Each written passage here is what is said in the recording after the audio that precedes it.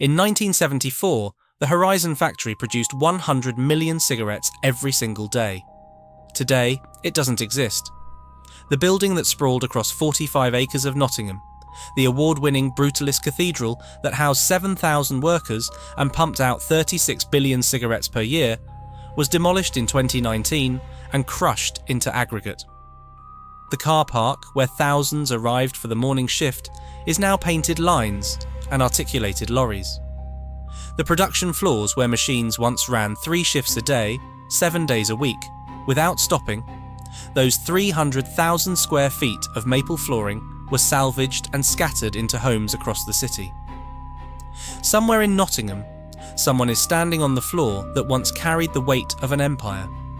How does something that dominant disappear so completely? How does Britain's last cigarette factory, the endpoint of 154 years of tobacco manufacturing in Nottingham, vanish as if it never existed? This is the story of what was built, what was lost, and the silence that remains where the machines used to roar. The Horizon factory sits silent now. Stand at the edge of Thane Road on the Nottingham floodplain where Boots Pharmaceuticals still gleams across the way, and you'll find nothing but absence. The building that once stretched across 45 acres, a brutalist cathedral to industry, all precast concrete panels and painted steel trusses, was demolished in 2019, sold for scrap, crushed into aggregate. The maple floors that carried 7,000 workers through their shifts were salvaged and scattered into homes across Nottingham, fragments of the factory absorbed into the domestic life of the city it helped build. What remains is a logistics park. 7 new warehouses, 426,000 square feet of corrugated steel and roller doors, staffed by a fraction of the people who once clocked in here. The car park where workers arrived for the morning shift, thousands of them streaming through the gates in the half-light before dawn, is now painted lines and articulated lorries reversing into loading bays.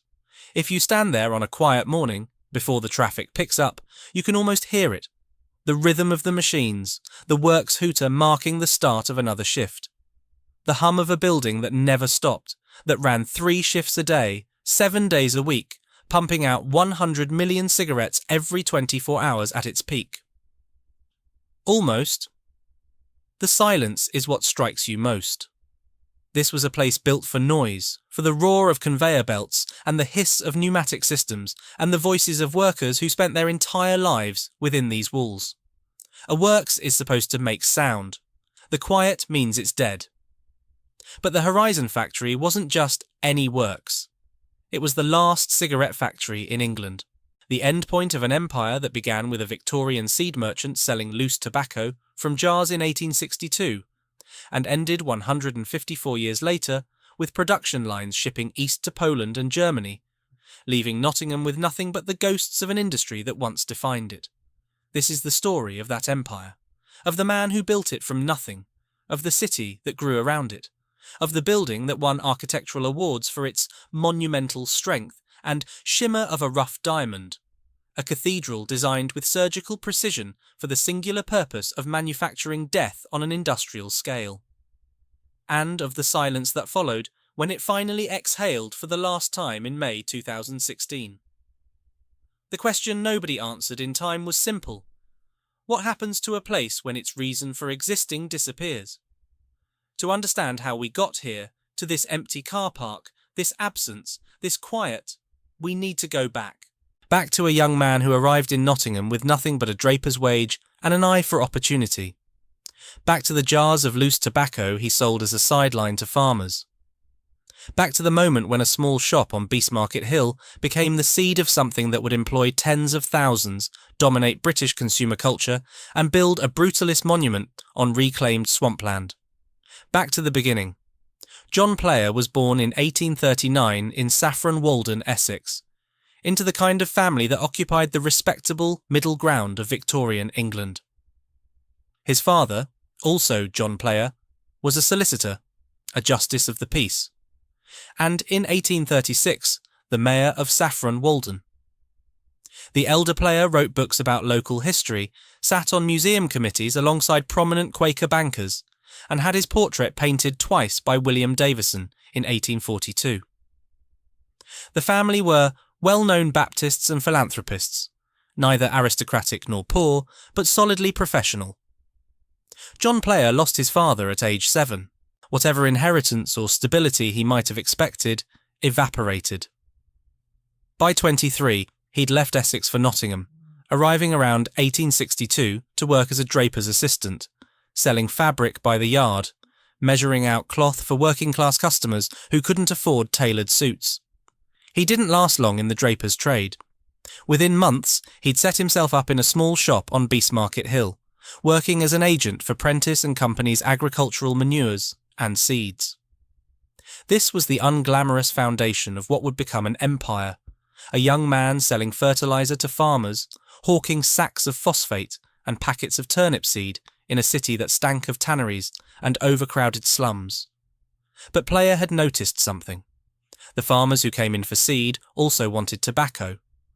Not the fancy stuff sold in gentlemen's tobacconists, but rough, cheap twists, small parcels known as screws, that agricultural workers could afford. So he started selling it as a sideline.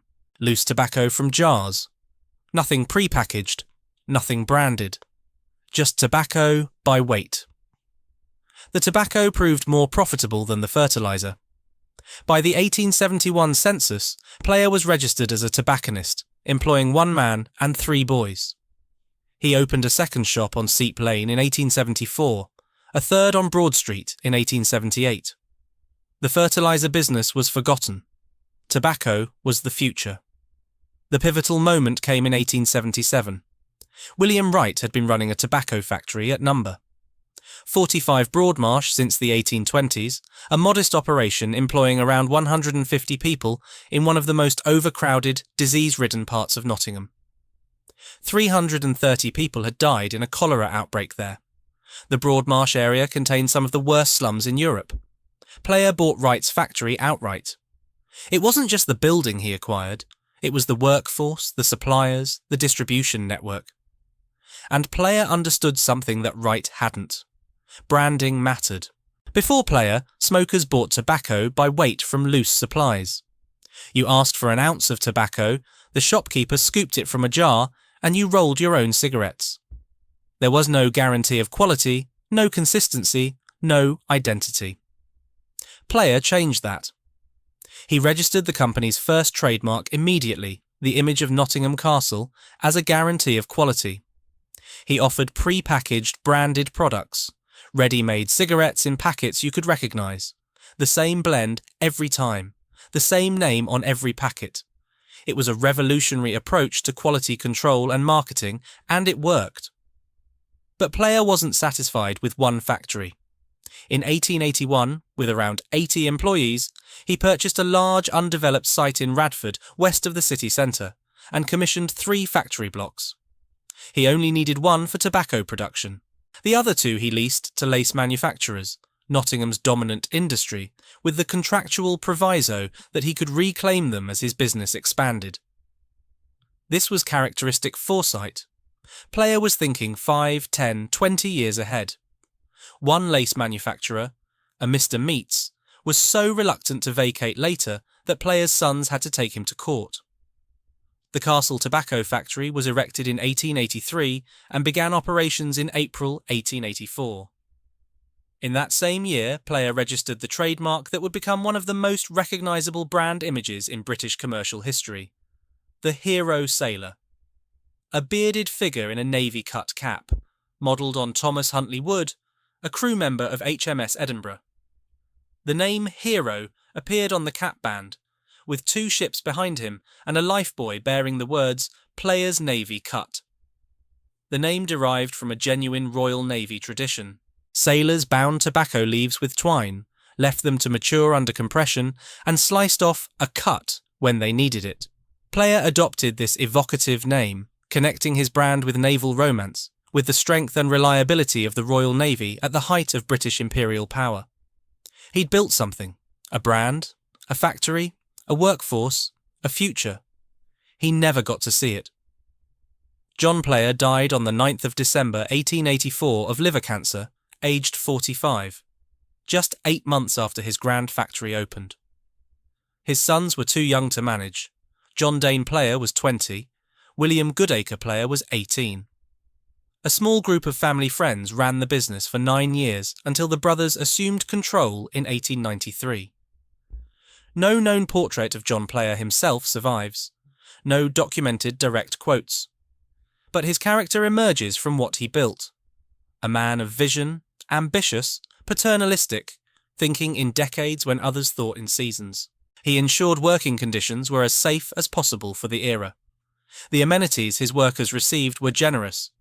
He was a Baptist in the tradition of his father, committed to the idea that wealth came with responsibility, that a man who employed hundreds had obligations beyond profit. In 1895, John Player and Sons became a private limited company with issued share capital of £200,000, approximately £25 million in today's money. The brothers were now at the helm of an enterprise that would, within 2 decades, become one of the 3 legendary employers that defined Nottingham for a century. But in 1884, standing in that new factory in Radford, watching the first cigarettes roll off the line, John Player couldn't have imagined what was coming. The empire his sons would build. The sailor trademark that would adorn billions of packets. The Horizon factory rising on reclaimed swampland nearly 90 years later. He'd planted the seed. He just never got to see the tree. The Victorian British tobacco trade was a sprawling competitive industry. Roughly 430 factories across England. Battling for market share in an era when pipe smoking dominated and cigarettes were still associated with the effeminate races of the continent. The major players were established giants, W.D. and H.O. Wills of Bristol, Cope Brothers of Liverpool, Ogdens, Carreras, Taddy and Company. Players was not, at first, among them. But the brothers understood what their father had started. Branding, quality, consistency. And they had one advantage the older firms didn't. They weren't trapped by tradition. They could innovate. The cigarette market was exploding. Mass production had created a working-class market for pre-made cigarettes in the 1880s and 1890s. By 1898, Players employed 200 female workers known as Players' Angels, who hand-rolled up to 2,000 cigarettes per person per day.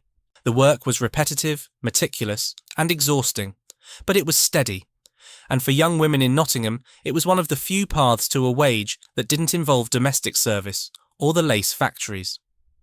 The sailor trademark was everywhere. The lifebuoy was added in 1888. The bearded version was standardised in 1907. And in 1927, the company commissioned a formal oil painting, Head of a Sailor, by Arthur David McCormick, cementing the image that would appear on billions of packets over the next century. But it was the cigarette cards that turned Players into a cultural phenomenon. In 1893, Players released their first set, Castles and Abbeys. Small, collectible cards inserted into cigarette packets, each one depicting a famous building or historical site. The idea wasn't original, American companies had pioneered it, but Players executed it with a precision and quality that others couldn't match. They were called the working man's encyclopedia. For people who couldn't afford books, who'd never seen a museum, who'd never travelled beyond Nottingham, these cards brought the world to them. Dickens characters, footballers, military uniforms, aircraft, motor cars. Over 200 sets were eventually produced, discontinued during World War II to conserve paper. The cards created brand loyalty that transcended product quality. Men collected them, boys traded them, families pasted them into albums. Players wasn't just selling tobacco, it was selling culture, education, aspiration. And then came the Americans. In late summer 1901, James Buchanan Buck, Duke of the American Tobacco Company, arrived in Britain with $30 million and a plan to buy up every British tobacco firm he could find. He promptly acquired Ogdens of Liverpool, then, according to company legend, burst upon the Player brothers with a declaration that would define the next century of British tobacco history. "Hello, boys. I'm Duke from New York, come to take over your business." They showed him the door. By December 1901, 13 British tobacco firms had registered as the Imperial Tobacco Company, of Great Britain and Ireland, Limited. It was a defensive alliance formed specifically to resist the American invasion. W.D. and H.O. Wills of Bristol was the dominant partner, controlling over half the equity. Players was the fourth largest constituent. The Player brothers took board roles but continued managing their own manufacturing and brands within the group. In 1902, Imperial and American Tobacco agreed to divide global markets, forming the British American Tobacco Company for overseas trade. The war was over. The British had held the line, and Players, now part of Imperial, had access to capital, distribution networks, and buying power that no independent firm could match. By 1913, Imperial held 87.5% of the British tobacco market. By 1937, it was the second largest industrial company in the world by market capitalisation, behind only General Motors. Employment at Players exploded. 1881, approximately 80 workers, 1906, approximately 1,619.14, approximately 2,519.26, approximately 5,019.39, approximately 7,500. Late 1950s. Peak. Approximately 11,000. By 1906, the Castle Tobacco Factory complex occupied 6 acres, with 310,000 square feet of floor space. The North Wing, a bonded warehouse over 380 feet long, stored approximately 6,000 casks of tobacco leaf valued at £850,000, the second largest building of its kind in the kingdom. The south side employed over 800 people making cigarettes and tobacco. The number 1 factory contained one room 300 feet long by 60 feet wide, driven by a 300 horsepower engine. The complex eventually comprised 3 numbered factories, including the number 2 factory, built in 1932, designed by T.C. Howitt, with its distinctive clock tower, and number 3 factory, 1939, with the famous rooftop John Player and Sons sign visible for miles across Nottingham. But it was war that cemented the cigarette's dominance. World War I was transformational. An estimated 96% of British servicemen smoked. They received 2 ounces of tobacco per day as part of rations. Cigarettes became trench currency. 2 cigarettes bought a haircut. The convenience of pre-packaged cigarettes over pipes, which broke easily and whose tobacco couldn't stay dry in muddy trenches, made the cigarette king. By 1919, over 50% of British tobacco consumption was in cigarette form. Players' workforce grew from 2,500 to 5,000 during the war years. World War II followed the same pattern. Soldiers received 12 to 28 army-provided cigarettes per day. Players had built a network of tunnels at the factory and under local streets sufficient to shelter 5,000 workers during the Nottingham Blitz of 8th to 9th May 1941. And crucially, during the 1940s, John Player overtook Wills to become the largest single Imperial Tobacco subsidiary. They'd risen from a seed merchant's sideline to the dominant force in British tobacco. The Castle Tobacco Factory sprawled across Radford.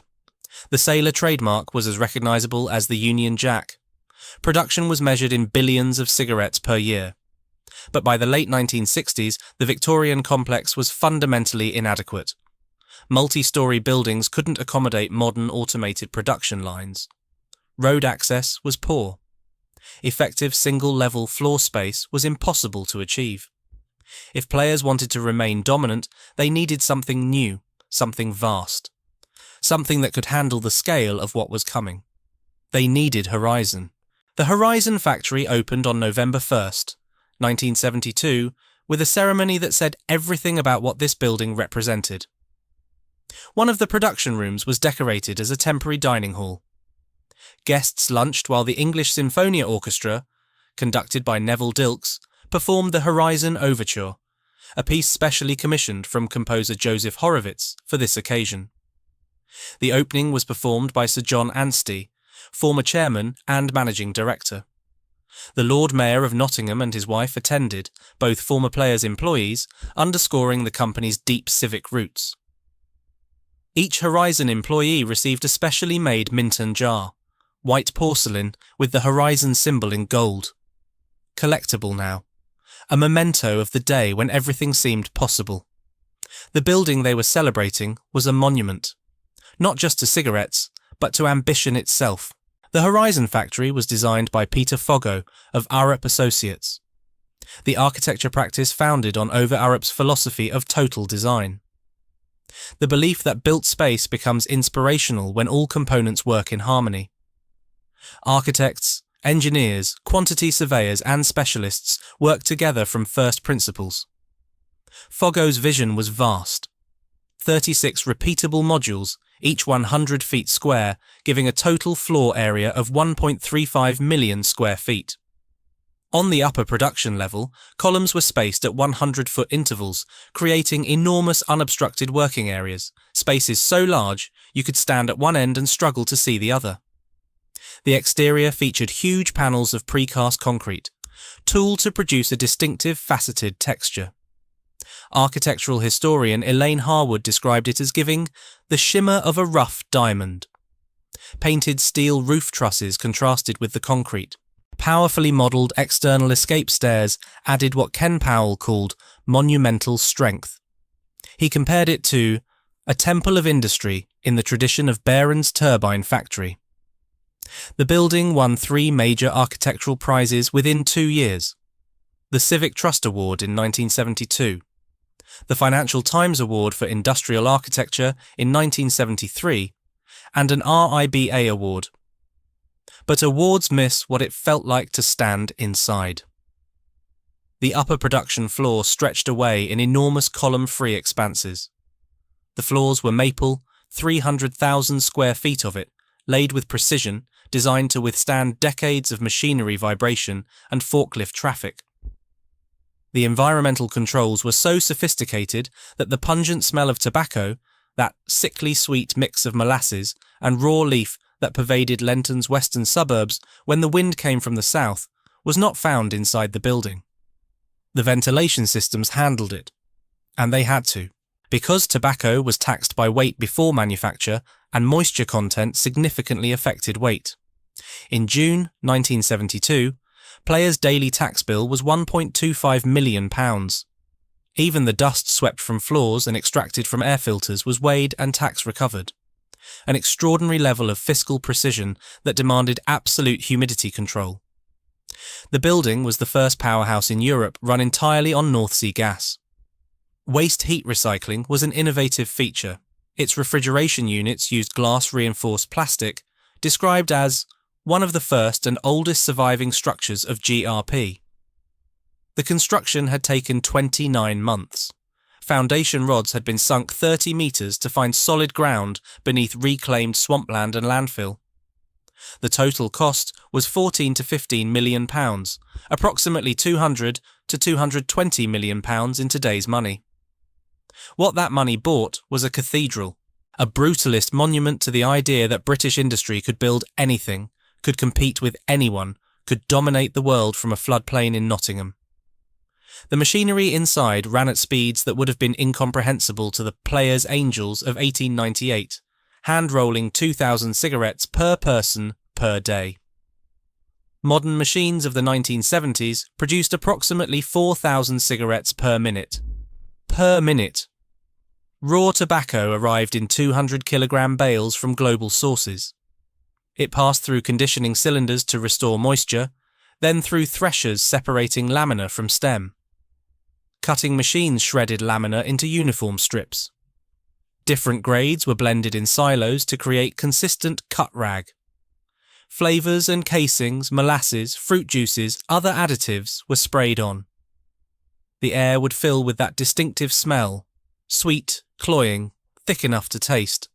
Cut tobacco fed from hoppers onto prepared cigarette paper. The paper wrapped around tobacco and sealed into continuous rods. Rods were cut to length. Filters inserted and cut. Packing machines inserted cigarettes into branded packs. Packs wrapped, grouped into cartons, then cases.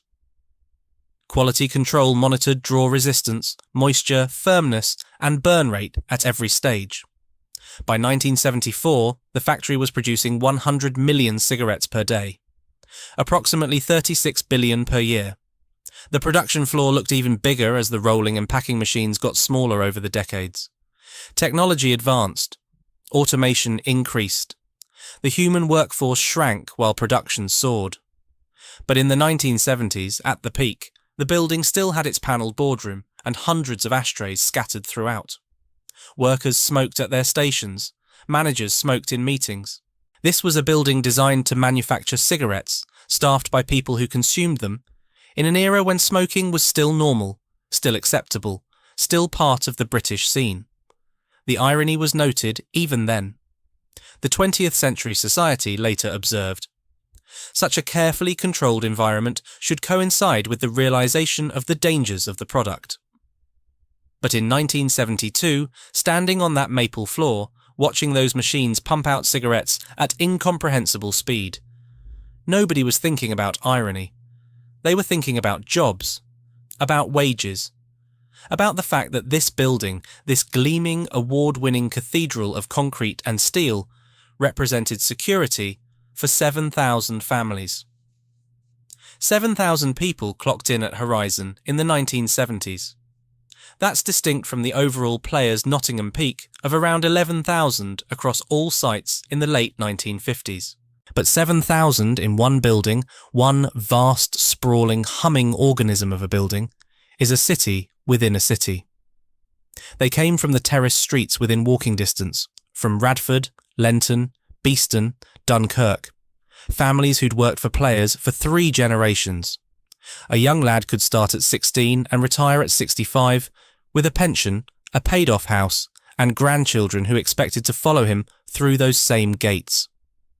The daily rhythm was defined by shifts: morning, afternoon, night.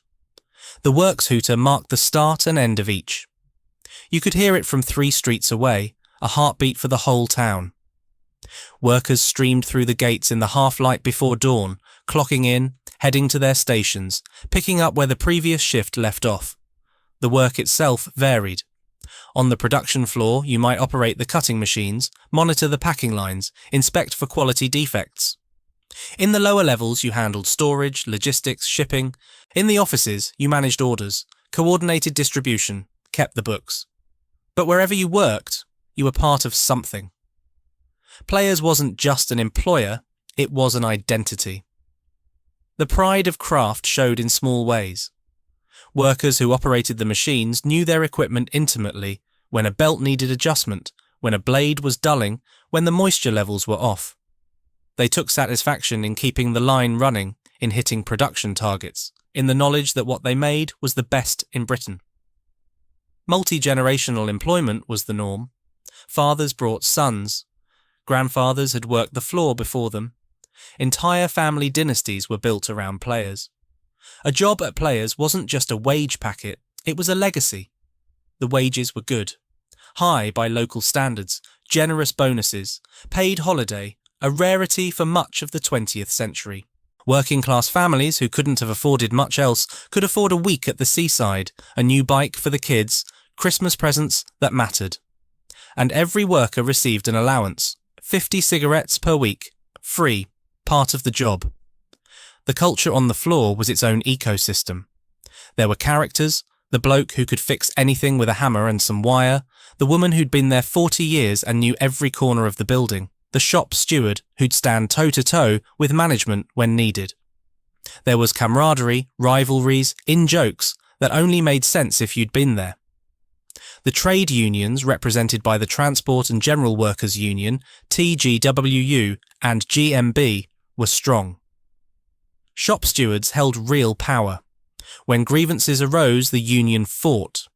When wages were negotiated, workers knew they had backing. This wasn't servility, this was organised labour standing its ground. And then there were the facilities. The city within a city wasn't just metaphor. Horizon had its own bank. 2 shops, a large canteen where meals were cheap and good, an in-house doctor, an in-house dentist. At the earlier Radford factories, there'd been a recreation ground on Aspley Lane where workers played cricket and football, a training school and coupon showrooms where customers redeemed cigarette packet coupons for gifts, toasters, radios, bicycles, all paid for with the little tokens printed on every packet. Rosie Barnes, former Social Democrat MP, was born in Nottingham in 1946. Both her parents worked at Players. She remembered it in a British Library oral history. It was a paternalistic firm. Food for staff was cheap and good. They had a convalescent home for workers, but no sick pay. My father played cricket at the recreation ground. That was her life mapped out for her forever. That last line captures something essential. Working for Players wasn't just a job. It was a life trajectory, a social class, a community. It meant knowing your neighbours worked there too. It meant the pub on the corner filled up after the evening shift. It meant the co-op down the street existed because Players workers had wages to spend. Chris Joyce joined as an engineering apprentice straight from school. He spent his entire working life at the factory, retiring at 51 when it closed. He told Notts TV, "They were a very good company to work for. They looked after their own." His son also worked at the factory. Both of them, in the end, were among the 70 retained for decommissioning after the closure. Multi-generational employment, fathers and sons, grandfathers and grandsons, the rhythm of shifts and the smell of tobacco and the knowledge that this was stable, that this was forever. Except, it wasn't. Nottingham in the 1970s was a city defined by 3 legendary employers: Players, Boots the Chemists, and Raleigh Bicycle Company. The Big 3. If you lived in Nottingham, you probably worked for one of them, or your father did, or your grandfather. Players wasn't just located in Nottingham, it was woven into the fabric of the city. The Horizon factory sat on 45 acres at Lenton Industrial Estate, positioned, with rich irony, directly adjacent to the headquarters of Boots the Chemists. A tobacco company and a pharmaceutical company, side by side. One manufacturing products that caused disease, the other developing treatments for those same diseases. But in the 1970s, that irony wasn't yet apparent. Smoking was normal. It was part of the British scene. The terrace streets around the factory, Radford, Lenton, Dunkirk, were built for workers. Narrow streets of red brick, each house identical to the next, climbing gently toward the city centre. These weren't slums, they were respectable working-class housing. Front doors that opened directly onto the pavement, small yards out back, 2 up, 2 down layouts that housed entire families. The rhythm of town life was tied to the factory. When the works hooter sounded at 7 in the morning, the streets filled with workers heading to the gates, clogs on cobbles in the earlier decades, bicycles later, cars by the 1970s, filling the vast car park that could hold thousands of vehicles. The pubs existed because Players existed. The Barley Mow, the Gladstone, the Junction. Workers stopping for a pint after the shift, decompressing, talking about the day, planning the weekend. The working men's clubs, labour clubs, social clubs, where families gathered for bingo nights and darts competitions and Christmas parties. The shops existed because Players existed. The corner shop selling bread and milk and cigarettes. The co-op, run on cooperative principles, where workers pooled resources and shared dividends.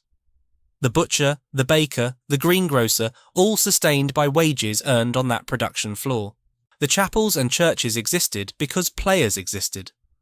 Baptist chapels reflecting the Player family's religious roots. Methodist chapels. Anglican churches. Sunday worship was the rhythm that balanced the weekday factory shifts. Players sponsored local events, football teams, community fairs.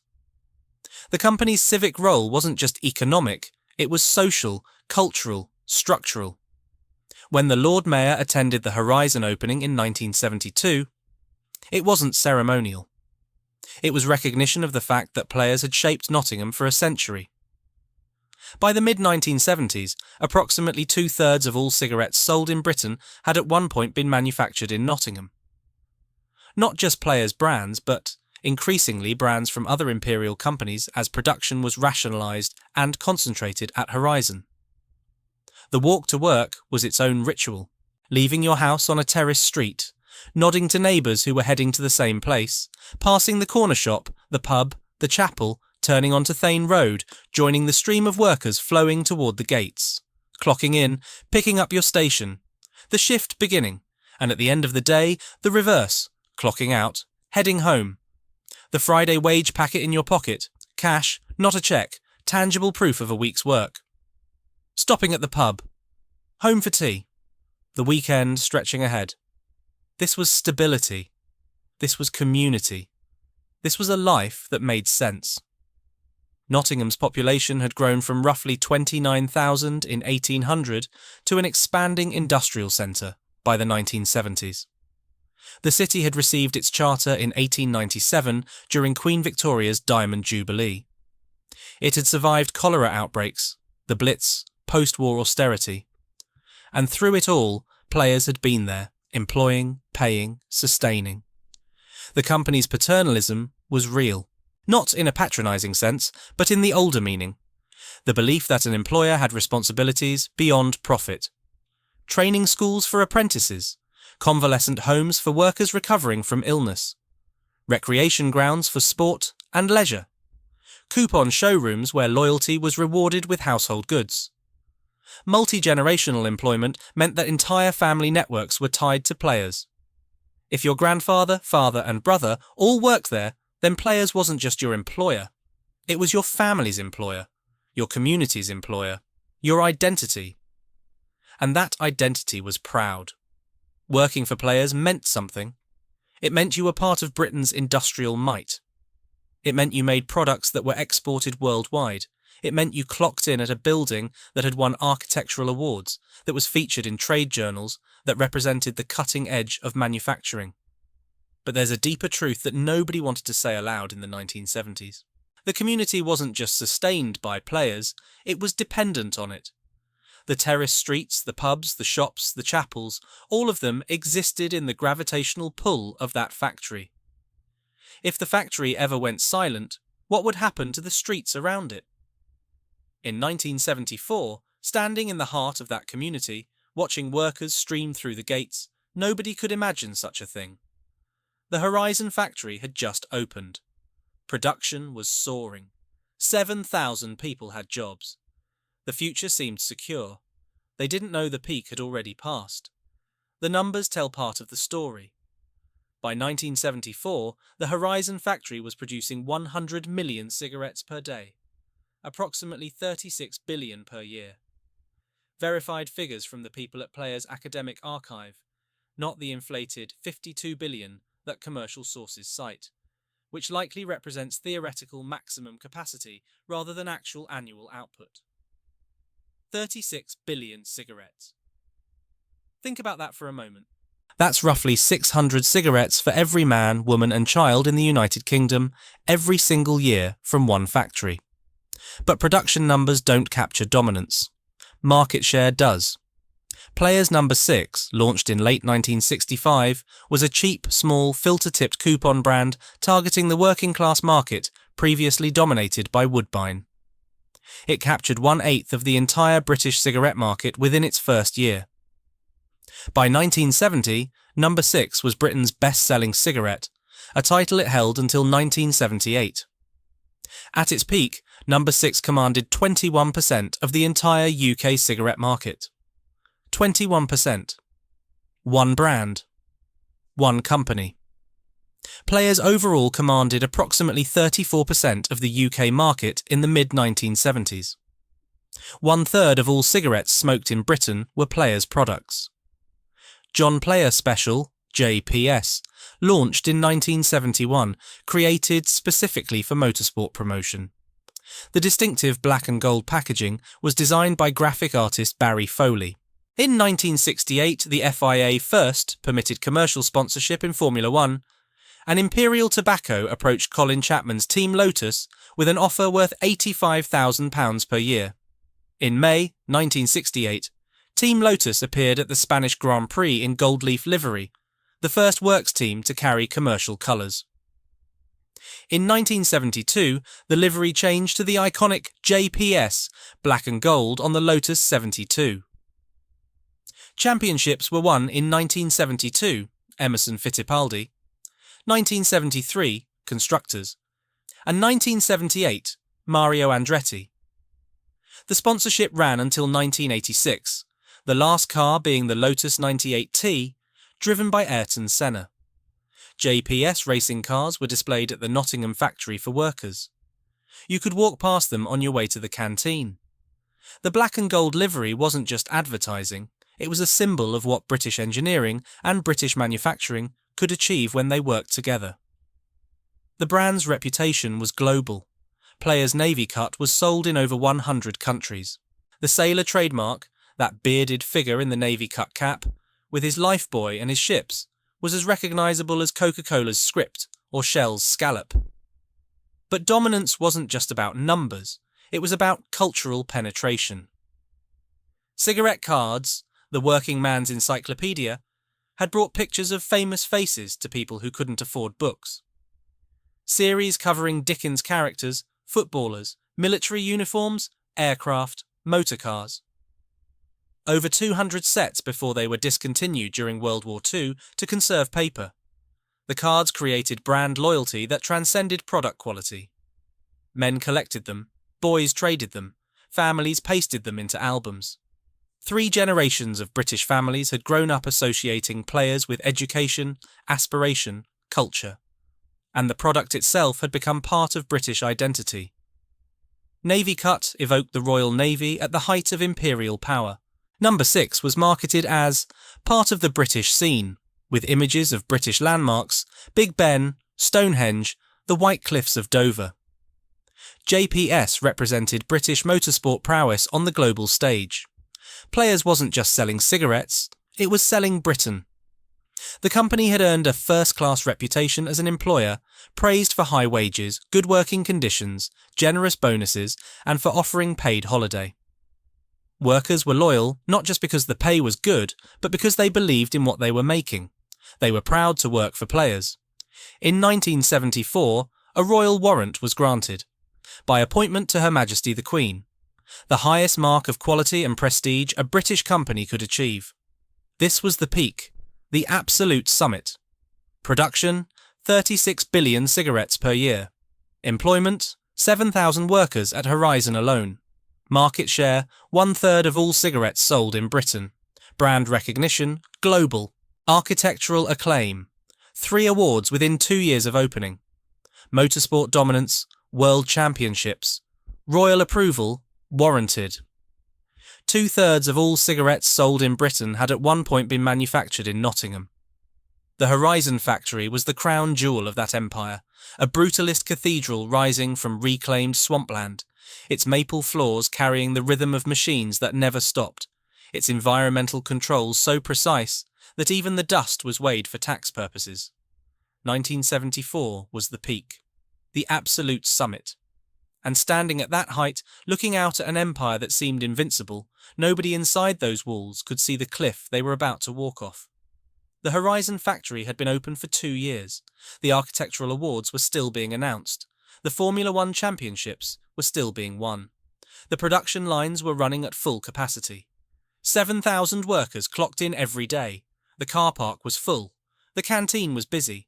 The maple floors vibrated with the rhythm of machines pumping out 100 million cigarettes every 24 hours.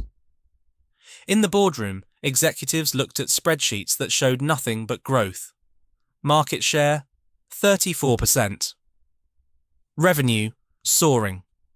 Players number 6, Britain's best-selling cigarette. JPS, the fastest-growing premium brand.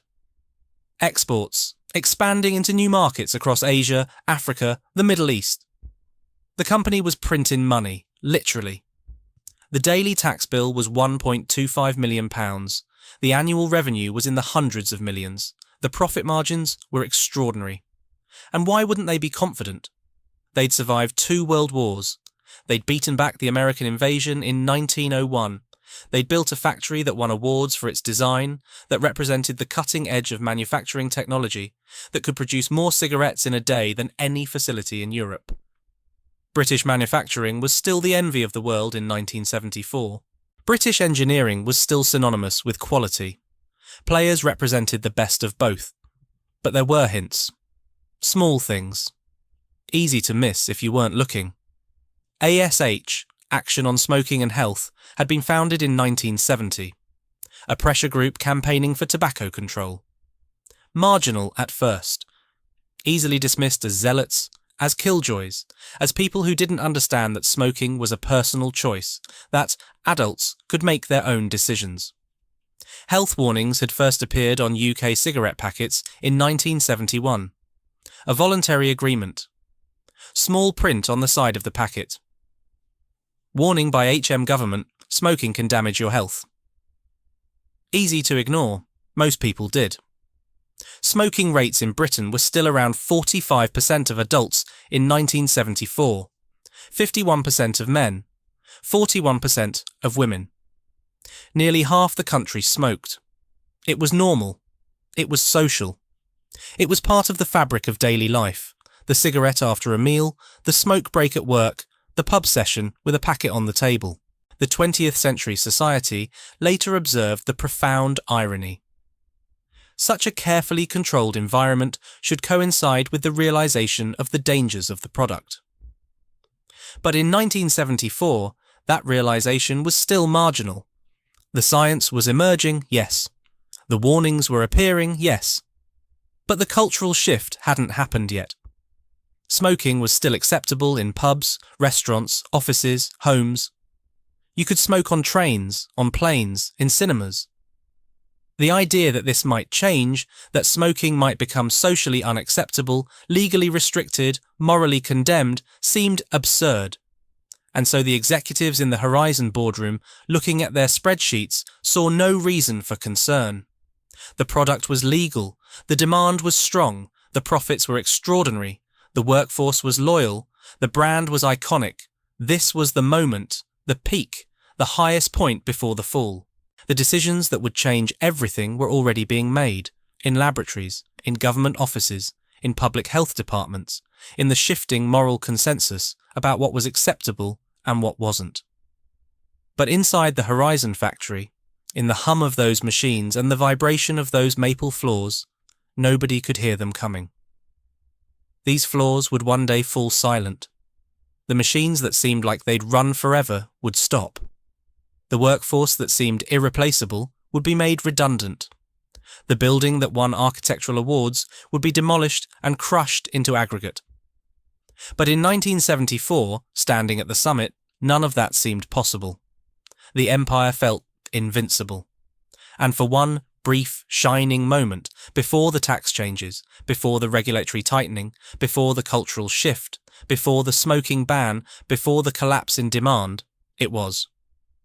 The first crack appeared in 1978, though nobody recognised it as the beginning of the end. The European Union harmonised tobacco taxation. From that point forward, cigarettes were taxed by retail price, rather than tobacco weight. It sounds technical. It sounds like the kind of policy change that would matter to accountants, but not to ordinary people. It destroyed player's number 6. Number 6 had been Britain's best-selling cigarette because it was cheap. Smaller cigarettes, less tobacco, lower weight-based tax. The price advantage was the entire point. Working-class smokers who couldn't afford premium brands could afford number 6. 21% of the UK market, 1 in 5 cigarettes sold in Britain, was number 6. The tax change eliminated that advantage overnight. Number 6 wasn't cheaper anymore, it was just smaller. By the mid-1980s, market share had collapsed from 21% to just 2%. Britain's best-selling cigarette, gone. Not because the product changed, not because consumers suddenly decided they didn't like it, because a bureaucratic decision in Brussels rewrote the economics of the entire industry. But the tax change was just the visible manifestation of something deeper. The cultural ground was shifting beneath tobacco's feet, and nobody in the Horizon boardroom seemed to notice. Smoking rates had begun their long, inexorable decline. In 1974, 45% of British adults smoked. By the mid-1980s, it was down to 35%. By the early 1990s, 30%. The decline was gradual, 1 or 2 percentage points per year, but it was relentless. ASH, Action on Smoking and Health, was no longer marginal. The organisation was gaining influence, funding, media attention. The science linking smoking to lung cancer, heart disease and premature death was no longer contested by serious researchers. The tobacco industry fought back with its own studies, its own experts, its own PR campaigns. But the momentum was against them. Health warnings on packets became legally required across the EU in 1991. No longer voluntary, no longer small print tucked on the side. Enlarged warnings covering 30% of the pack from 2003. The terms mild and light were banned.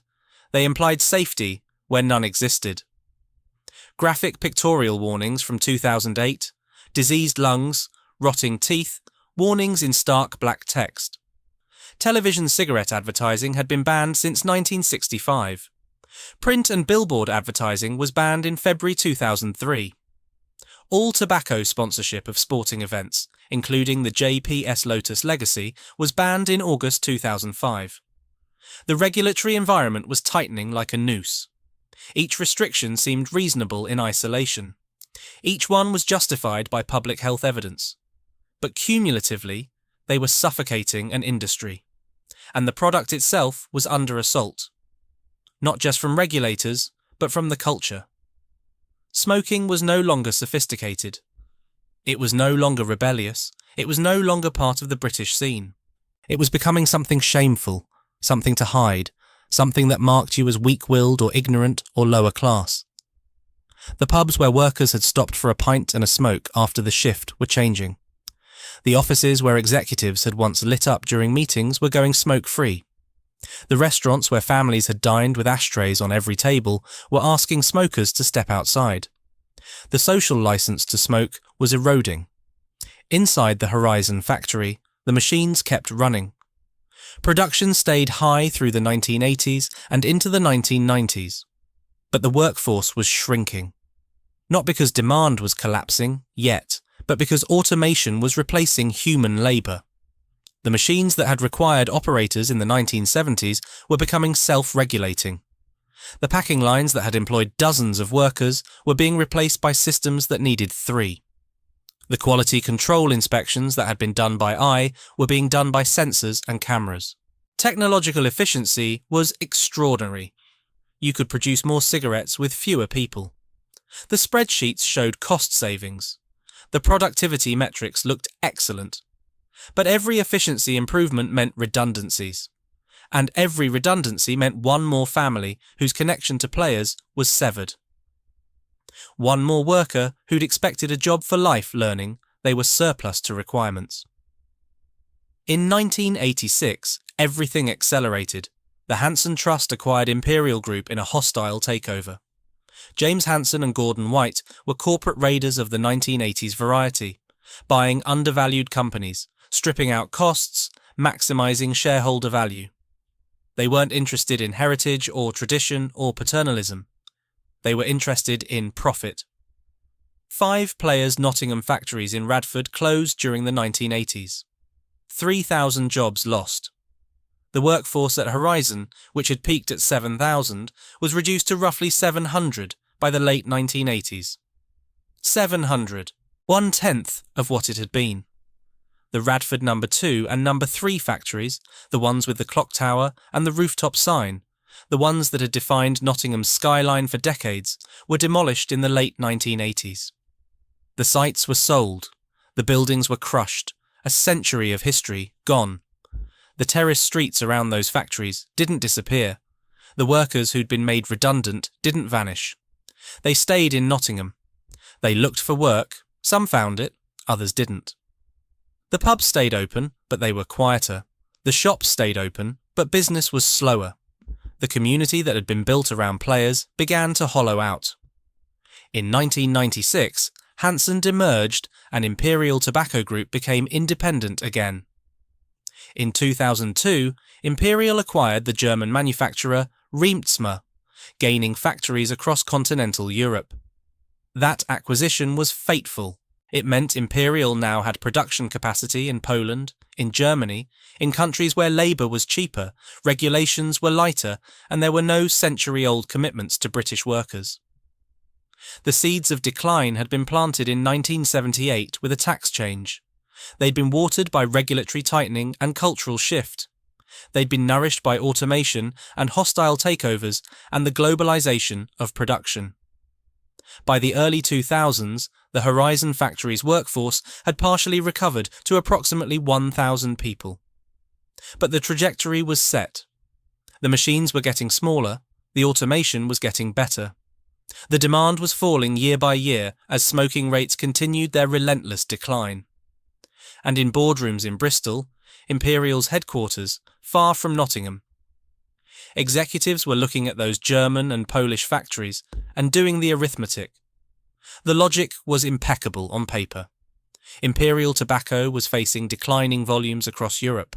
Smoking rates were falling in every Western market. The UK had gone from 45% of adults smoking in 1974 to 25% by 2007. The trend was clear. The only question was how fast the decline would continue. Meanwhile, costs in Britain were rising. Wages, energy, compliance with increasingly stringent health and safety regulations. The Horizon factory was operating at roughly half capacity by the early 2000s, producing 17 billion cigarettes per year against a capacity of 36 billion. Half-empty factories are expensive to run. The fixed costs don't disappear just because the machines are idle. In Poland and Germany, Imperial had factories acquired through the 2002 Riemtsmar purchase. Modern facilities, lower labour costs, governments that were more accommodating to tobacco manufacturing, workforces that hadn't been promised jobs for life. The spreadsheet said the answer was obvious. Consolidate production. Move volume from high-cost Britain to low-cost Eastern Europe. Close the Horizon factory. Save hundreds of millions of pounds per year. On paper, it made sense. But spreadsheets don't capture what happens when you tell 700 workers, many of whom had never changed jobs, had never faced redundancy, had expected to retire from players just as their fathers and grandfathers had, that their jobs are moving to Poland. The decision wasn't made lightly. Imperial's executives weren't cartoon villains twirling moustaches and cackling about destroying British manufacturing. They were people under pressure, managing a company in an industry under siege, trying to keep shareholders happy in a market that was shrinking year by year. They looked at the numbers, they looked at the options, they made the choice they believed they had to make. Perhaps they believed it was the only way forward. Perhaps they convinced themselves that consolidation was necessary for the company's survival. Perhaps they thought that 700 jobs in Nottingham were an acceptable sacrifice to save thousands of jobs elsewhere in the Imperial Empire. Or perhaps they simply didn't care. Perhaps the only thing that mattered was the quarterly earnings report, the share price, the executive bonuses tied to cost reduction targets. We don't know what they thought. We only know what they did. The decision to close Horizon was made years before it was announced. These things don't happen overnight. Executives study options, consultants produce reports, lawyers review contracts. Union representatives are sounded out unofficially about what kind of redundancy package might prevent industrial action. And through it all, the workers kept clocking in, kept operating the machines, kept producing cigarettes for markets that were slowly, inexorably shrinking. By 2010, smoking rates in the UK had fallen to 21%. The smoking ban, which came into force on 1 July 2007, making it illegal to smoke in enclosed public spaces and workplaces in England, had accelerated the decline. Between 2008 and 2018, tobacco prices increased by 50% relative to retail prices. The government was using taxation as a weapon, deliberately making cigarettes too expensive for young people to start smoking. The product that had once been part of the British scene was becoming something shameful. Cigarettes had to be concealed from view in large shops from April 2012. Smaller retailers followed in April 2015.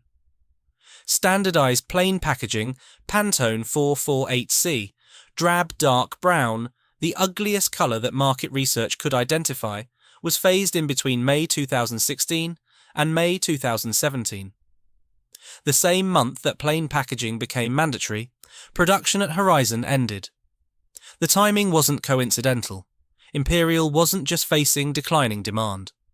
It was facing a product that was being systematically erased from public life. Advertising banned. Sponsorship banned.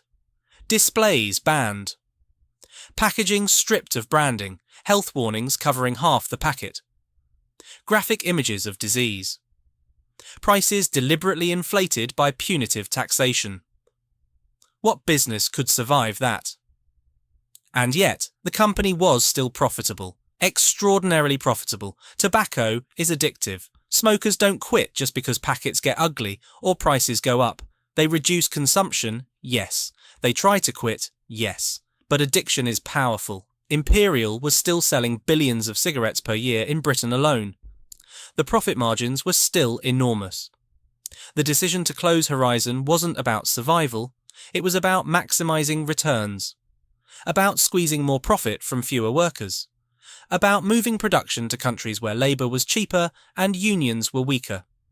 In February 2016, the company renamed itself Imperial Brands, a deliberate distancing from the word tobacco. The rebrand cost millions. The marketing campaign emphasised Imperial's diversification into vaping and other next-generation products. The message was clear. We're not just a tobacco company anymore, we're moving beyond cigarettes. But the workers at Horizon weren't moving anywhere except the dole queue. The final decision, the one that sealed Horizon's fate, was probably made sometime in 2013. The announcement was scheduled for April 2014. The closure would take 2 years. Production would end in May 2016. 2 years to wind down a factory. 2 years to make 700 workers redundant. 2 years to dismantle a century of history. The executives who made that decision believed, perhaps, that they were being generous. 2 years' notice, support for retraining, redundancy packages. The language in the press releases was about treating employees in a fair and responsible manner. But there's nothing fair about telling a 55-year-old man who's worked the same floor for 40 years that his job is moving to Warsaw. There's nothing responsible about closing the last cigarette factory in England, ending 130 years of tobacco production in Nottingham, and replacing it with nothing. Could they have done it differently? Could they have kept Horizon open, accepted lower margins, prioritised workers over shareholders? Perhaps. But that's not how modern capitalism works. That's not what hostile takeovers and quarterly earnings reports and fiduciary duties to shareholders allow. The paternalism of the Victorian era, when John Player ensured working conditions were as safe as possible, when amenities were generous, when employment was a relationship not just a transaction, had been dead for decades. The fatal decision wasn't just to close Horizon. It was the decision, made years earlier, to treat workers as costs rather than people, to treat a factory as an asset rather than a community, to treat Nottingham as a location on a spreadsheet rather than a city whose identity had been shaped by players for over a century. On paper, the decision made sense. On the floor of the Horizon factory, where machines still hummed and workers still clocked in and the maple floors still vibrated with the rhythm of production, it felt like betrayal. The announcement came on the 15th of April 2014. Alison Cooper, Imperial Tobacco's CEO, formally announced the closure of the Horizon factory. 540 workers remained. Production would cease within 2 years. Cooper's statement was corporate in tone, carefully constructed to convey regret without accepting blame. These projects are an essential part of securing the sustainable future of the business. The prospect of job losses is always regrettable, and we will be doing all we can to support employees and ensure that they are treated in a fair and responsible manner. The stated reasons were declining industry volumes in Europe, impacted by tough economic conditions, increasing regulation and excise and growth in illicit trade. The factory was operating at half capacity. Production was being moved to Poland and Germany as part of a cost-saving plan projected to save £300 million per year by 2018. A factory in Nantes, France, with 320 jobs, would close simultaneously. The unions erupted. Luke Primarolo, Unite regional officer, said, "The closure of the Imperial Tobacco factory is a bitter blow for the workforce and very serious for the local Nottinghamshire economy. It ends a link with the city that goes back to the first half of the 19th century.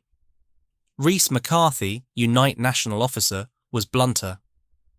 The company has callously decided to dump its UK workers, and the only people who will be benefiting from this move are the shareholders and executive directors who will trouser even more money from this cost-cutting exercise. Chris Needham, GMB Regional Officer, called it a devastating blow. Both unions accused Imperial of using EU regulations as cover for moving to cheaper Eastern European labour markets. But the anger, the accusations, the press releases, none of it mattered. The decision had been made. The announcement was just formality. For the workers, the shock wasn't that it was happening. Rumours had been circulating for months. Everyone knew the factory was half empty. Everyone could see the declining demand, the tightening regulations, the writing on the wall. The shock was that it was real. That the rumours were true. That the job they'd expected to retire from was ending. 540 people learned that morning that their lives were about to change. Not all at once, the closure would be phased over 2 years, but inevitably. Redundancies would come in waves. Voluntary redundancies first, then compulsory. The production lines would shut down one by one. The workforce would shrink month by month, and then it would be over. Nottingham City Council's response was measured, almost resigned. Councillor Nick MacDonald acknowledged, "Imperial Tobacco has been part of the fabric of the city for a long time. However, we must look to the future." The Employment Support Service. Futures organised a recruitment fair, 35 employers, 400 vacancies. Team manager Stephen Chapman noted, "We have worked with and met some employees who have never changed jobs or faced redundancy throughout their entire careers." Think about that. Men in their 50s and 60s who'd started at Players straight from school, who'd spent 40 years on the same floor, who'd never written a CV, never been to a job interview, never had to sell themselves to a new employer.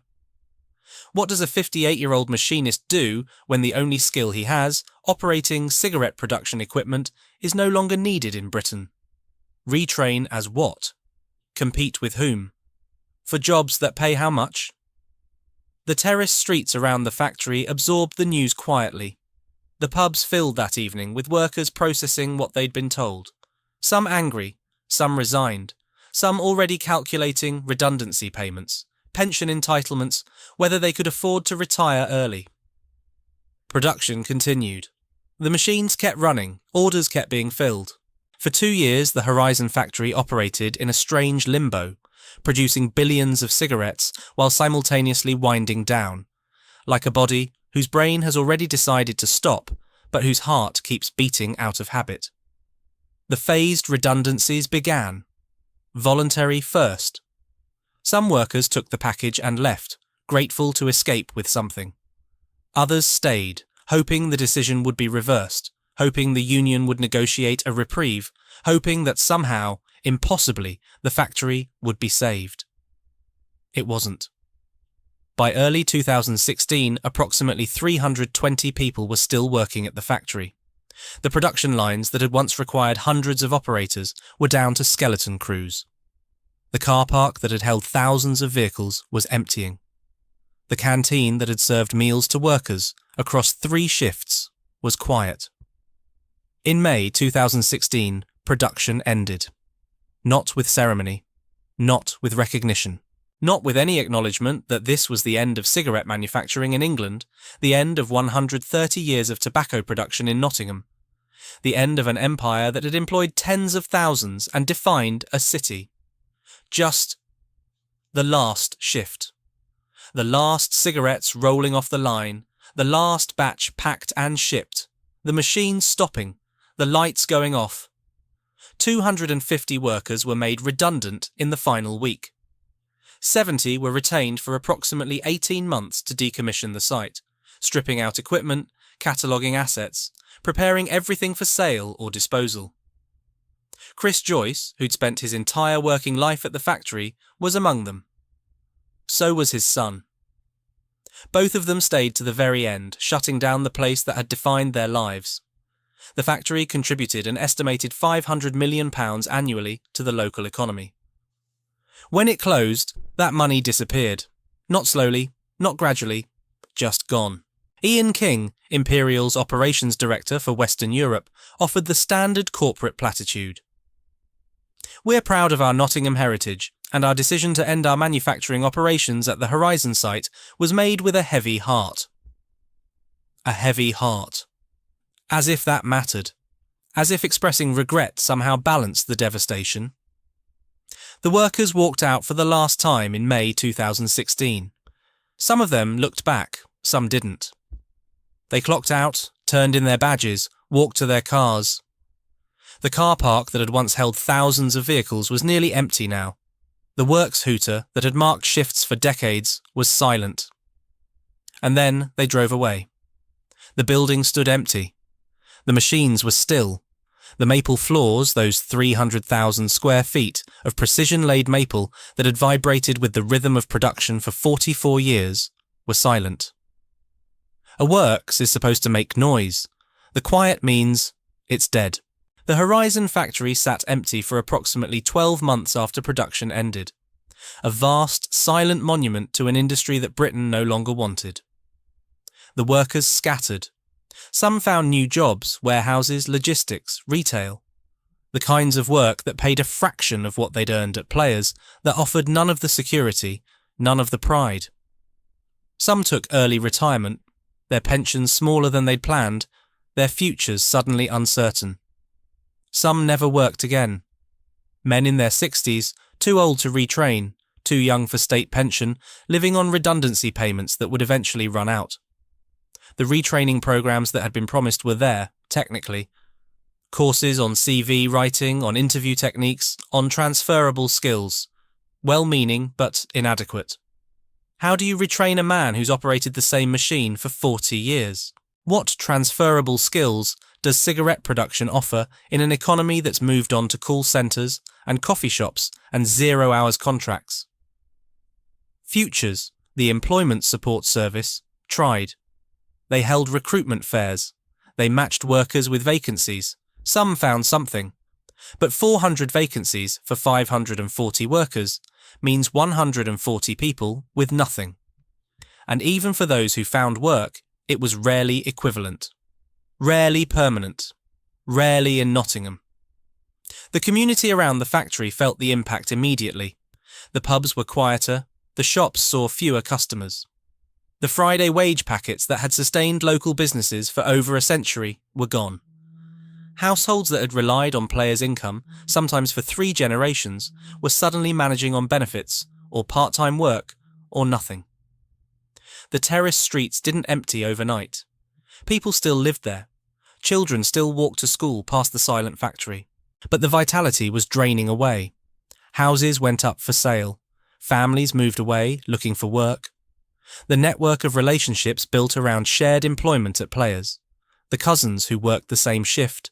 The neighbours who walked to work together. The families whose entire social world had revolved around the factory began to dissolve. Imperial Brands plc, the company formally renamed in February 2016, moved production to Poland and Germany as planned. The cigarettes that British consumers still bought were now manufactured in Poznan and Dresden. The jobs that had sustained Nottingham for 130 years were creating prosperity elsewhere. The company thrived. Imperial remained a FTSE 100 constituent, the world's 4th largest international cigarette company, operating 30 factories worldwide, selling in approximately 120 countries. The closure of Horizon was, from their perspective, a successful rationalisation. Costs reduced, efficiency improved, shareholder value protected. In Nottingham, the cost was measured differently. The city's economy had already been reeling from the decline of its big 3 employers. Raleigh had ceased volume frame production in 1999 and closed its Nottingham factory in November 2002 with 600 remaining jobs lost. The Triumph Road site became the University of Nottingham's Jubilee campus, a transformation that preserved the space but not the industrial identity. Boots survived in reduced form. Walgreens. Boots Alliance maintained offices in Beeston with over 6,000 Nottinghamshire employees, though repeated restructurings had reduced the workforce from its peak. Boots researchers had discovered ibuprofen in the 1960s. The former research labs became BioCity Nottingham, a business incubator. Players was the last to fall, and its loss was arguably the most symbolically complete. Raleigh's site became a university campus. Boots endured in corporate form, but the Horizon factory, the award-winning brutalist cathedral, the monument to British industrial ambition, was sold for demolition. In 2017, approximately 12 months after production ended, the site was sold to Henry Boot Developments. John Pye Auctions was appointed to dispose of surplus assets. Plant, machinery, vehicles, artefacts, everything was auctioned to the public. The JPS racing cars that workers had walked past on their way to the canteen were sold to collectors. The Minton jars given to employees at the 1972 opening became collectibles on eBay. The physical remnants of an empire scattered. The building itself stood empty through 2017 and into 2018. 45 acres of brutalist concrete on the Nottingham floodplain waiting for demolition. In 2015, the 20th Century Society had advocated for statutory listing. Architectural historian Elaine Harwood had praised it.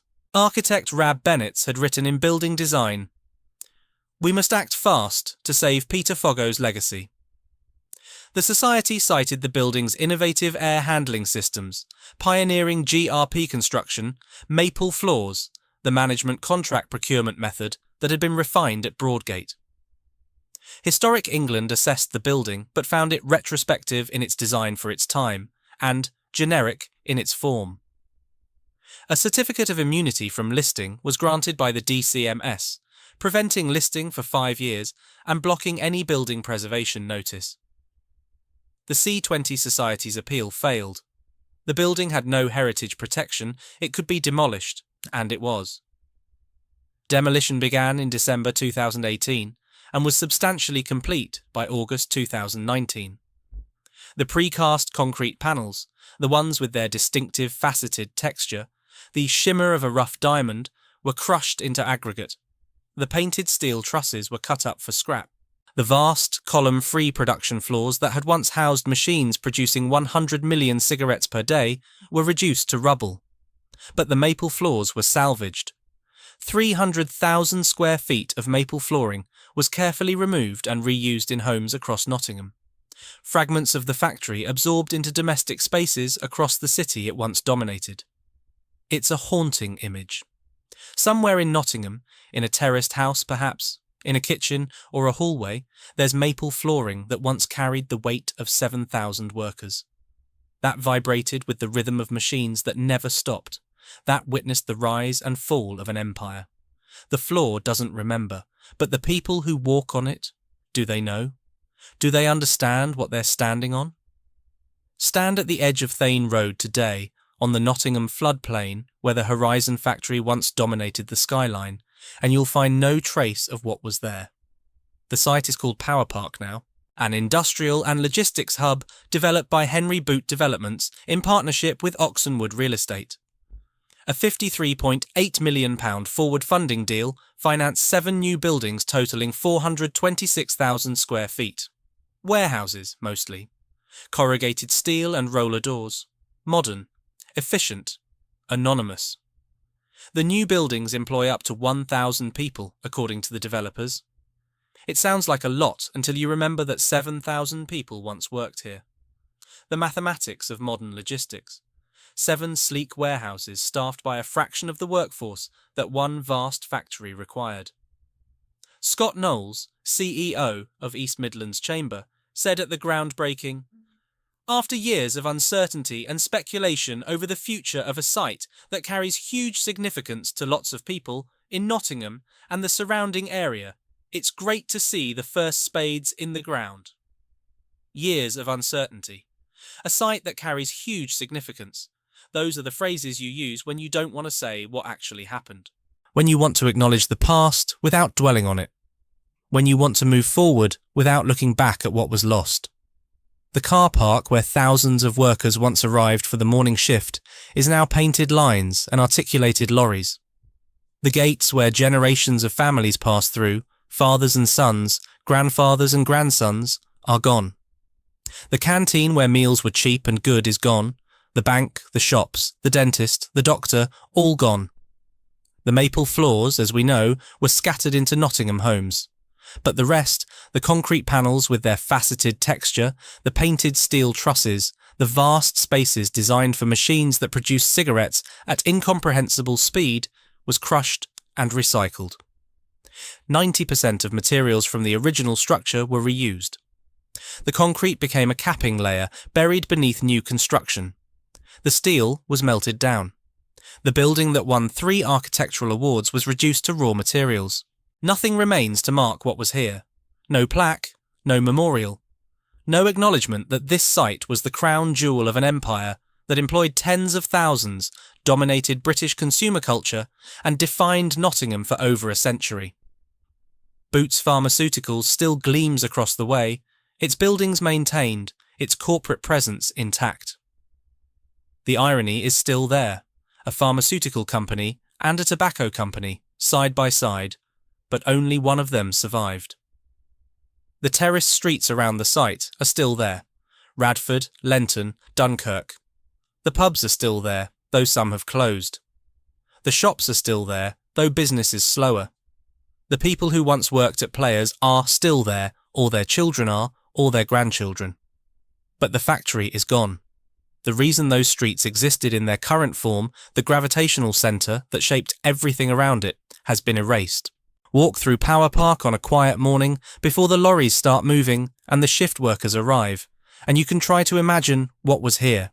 The scale of it, the noise of it, the vibration of those maple floors beneath your feet, the smell of tobacco and machine oil, the rhythm of the works hooter marking shifts, the stream of workers flowing through gates that no longer exist. You can try, but it's difficult. The physical space has been so thoroughly transformed that the past feels impossible. And perhaps that's the point. Perhaps the complete demolition, the total erasure, was necessary to move forward, to build something new on the ruins of something that had become morally indefensible, economically unviable, culturally obsolete. Or perhaps it was just easier to demolish everything than to reckon with what it represented. Easier to build anonymous warehouses than to preserve a building that had been designed with surgical precision for the singular purpose of manufacturing death on an industrial scale.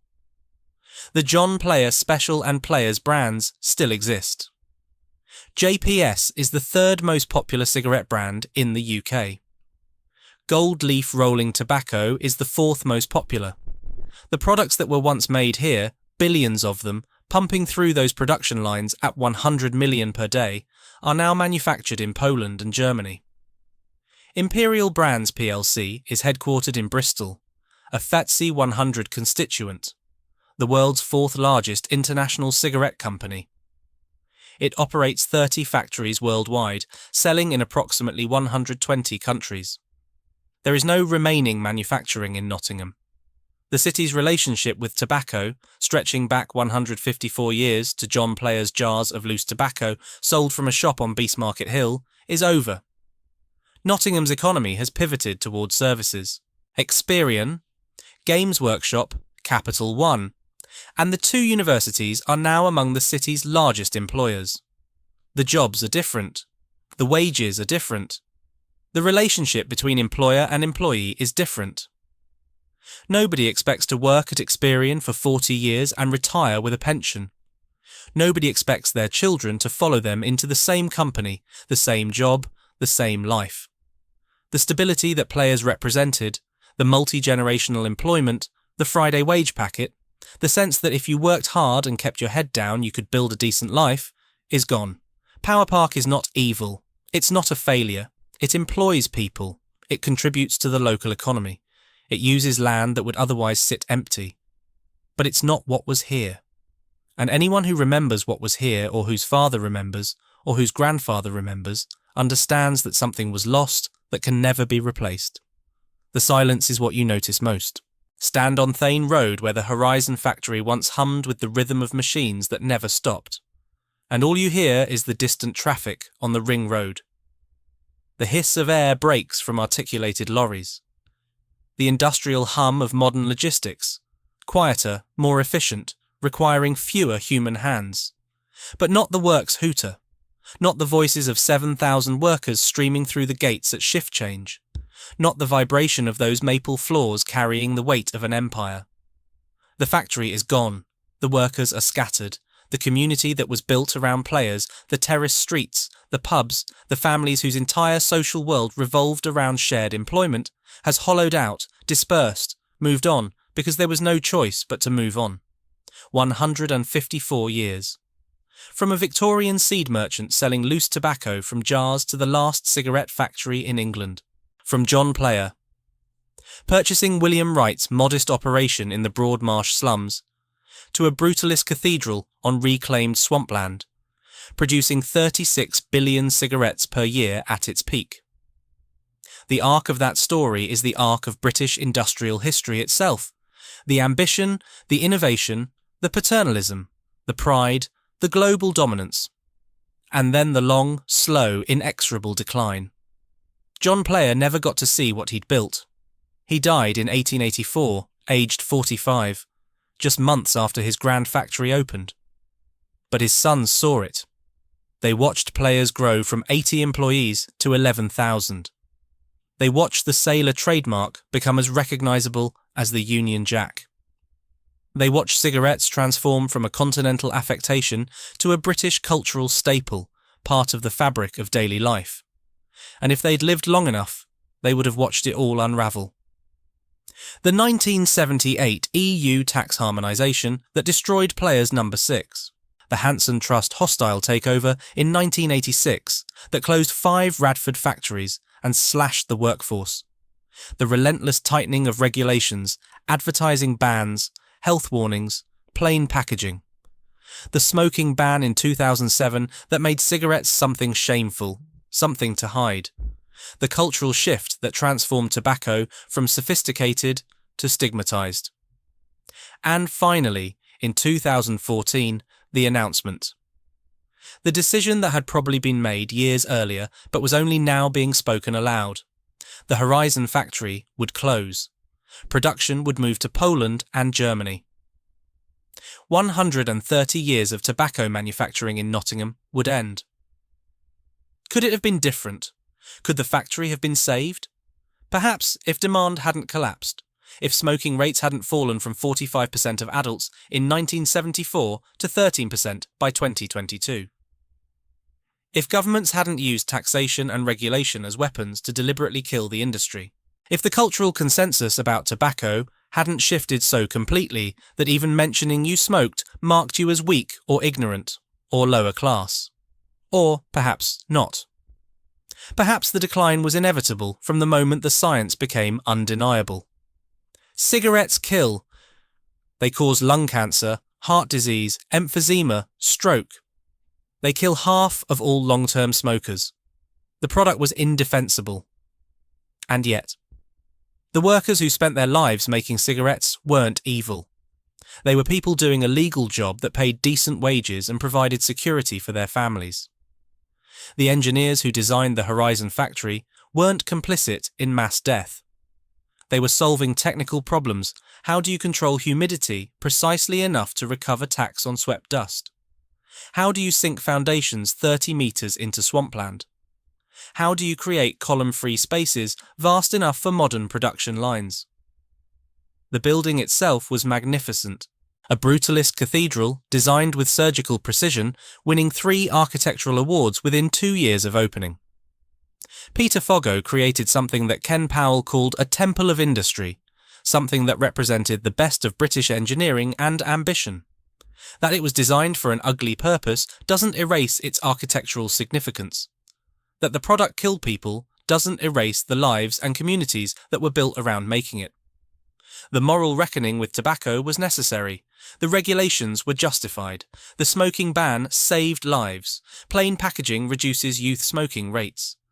The decline in smoking is one of the great public health achievements of the late 20th century. But the cost was borne by specific people in specific places.